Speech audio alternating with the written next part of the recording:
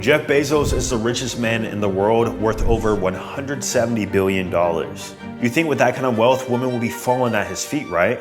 Wrong. Not only did he lose half his fortune in one of the most expensive divorces in history, but even after finding a new girlfriend, she was caught openly flirting with Leonardo DiCaprio. Now think about that. The richest man in the world couldn't even stop his girlfriend from giving another attractive man more attention when he walks in the room.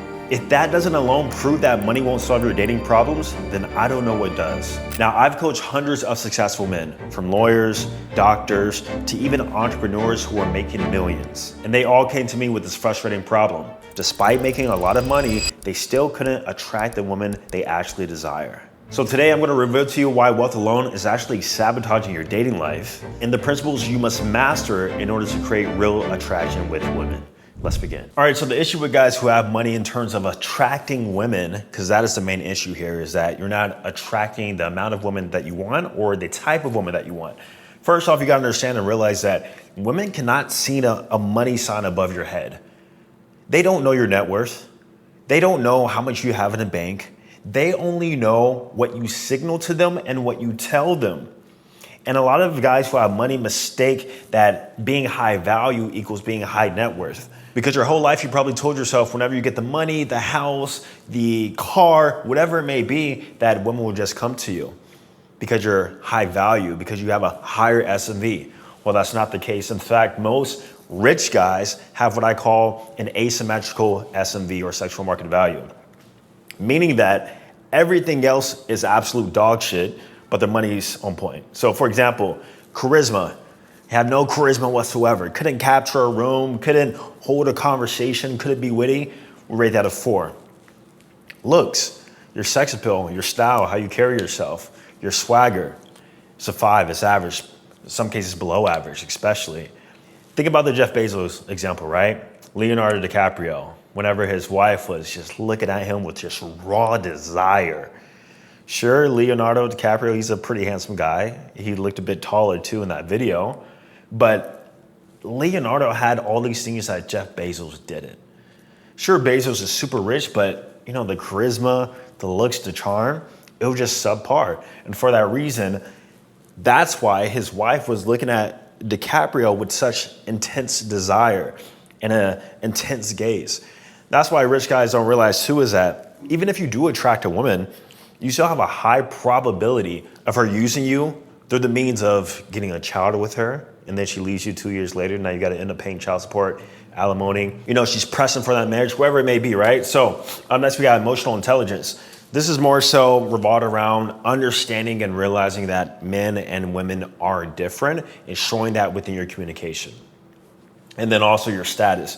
You think your money brings you status, but you actually have no real world status. You also have no digital status, which we're going to talk about here soon, how your money can actually be used for that.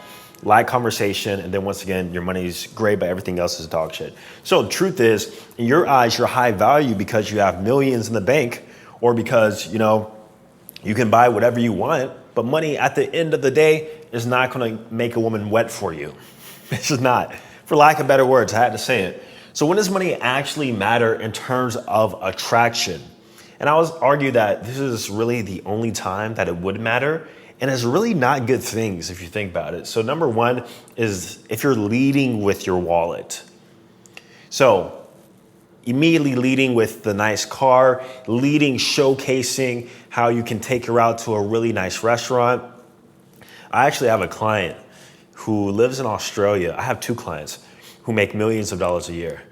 And I remember he was telling me, this girl is kind of giving him a hard time, but he wants to take her to Nobu, the restaurant Nobu, as like the first date.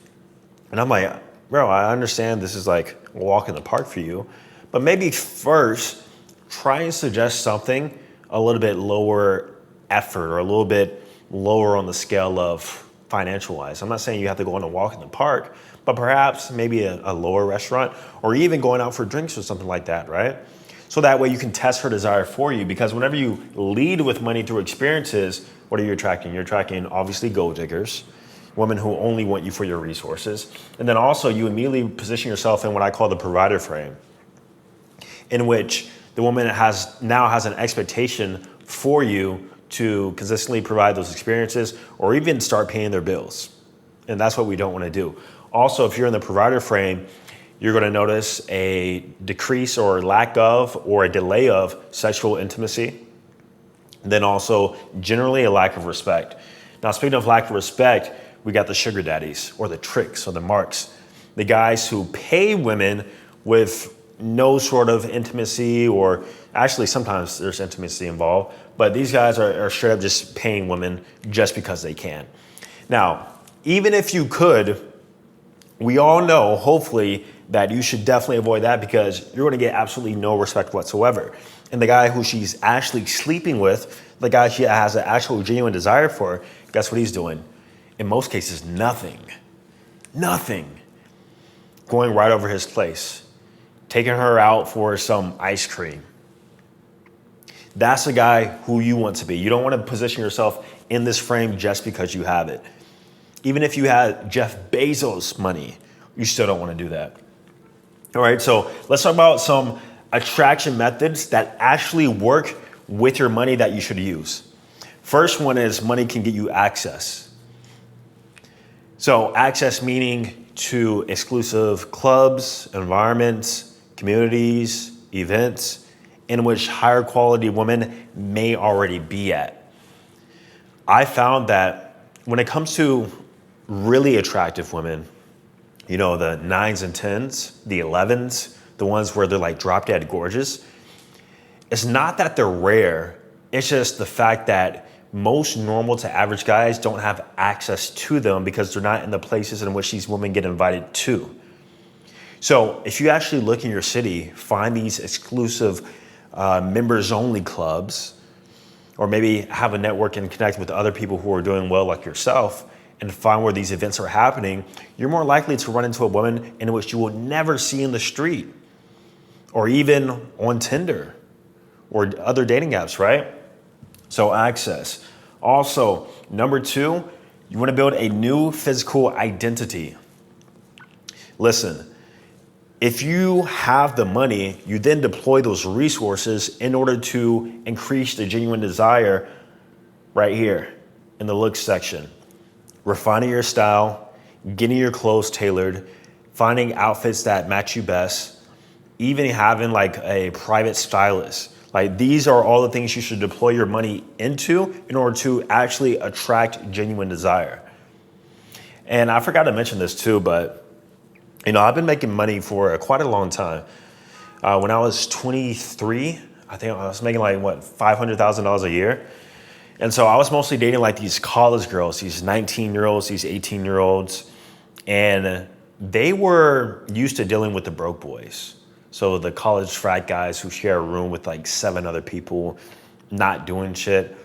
But with me, it almost was a shock to them. And I understand why. Like whenever, you know, we would do stuff, and keep in mind, this was like later in the dating process, the things I was able to do in the lifestyle that I kind of showed, they were very impressed by, thus kept them around long term. But the thing is, I didn't lead with my money.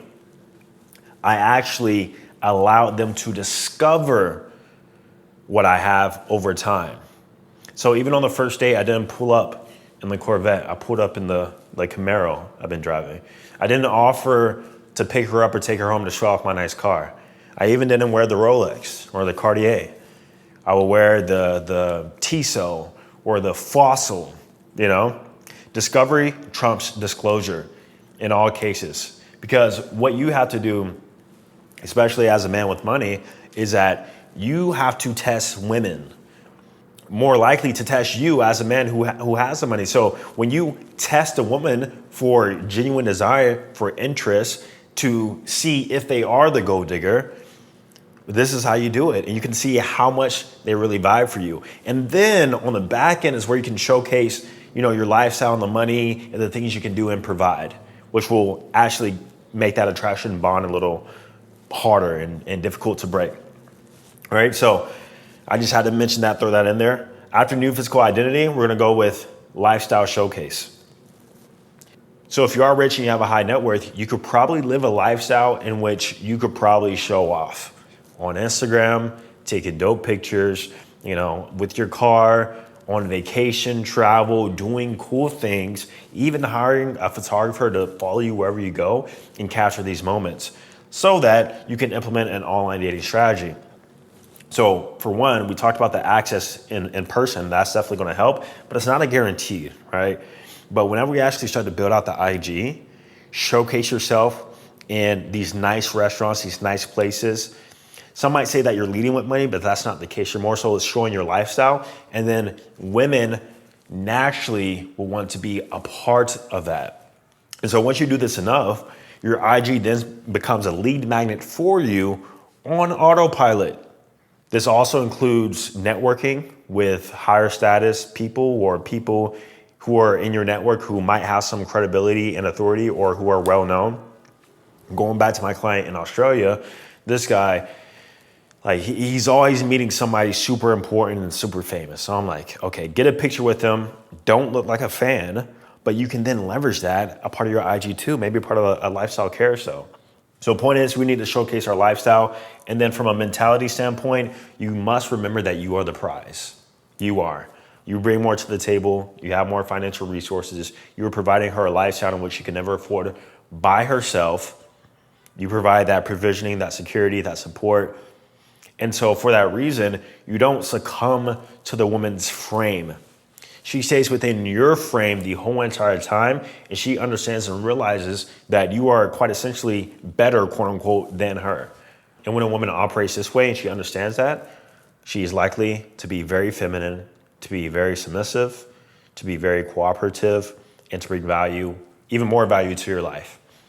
And see the areas in your life in which you likely need help in. That's what we're looking for, all right? The attractive woman who also brings value. But until you get all this right, it's not going to happen. Now, I actually work with plenty of high net worth clients, and I actually implement an online dating strategy for them. We work on building out your IG, showcasing more of your lifestyle, and creating that new physical identity in which you can start attracting real, genuine desire, and not women who only want you for your money. So that you can start attracting women on autopilot, click the link down below, schedule a free consultation, and we'll get back to you soon. See you guys in the next video.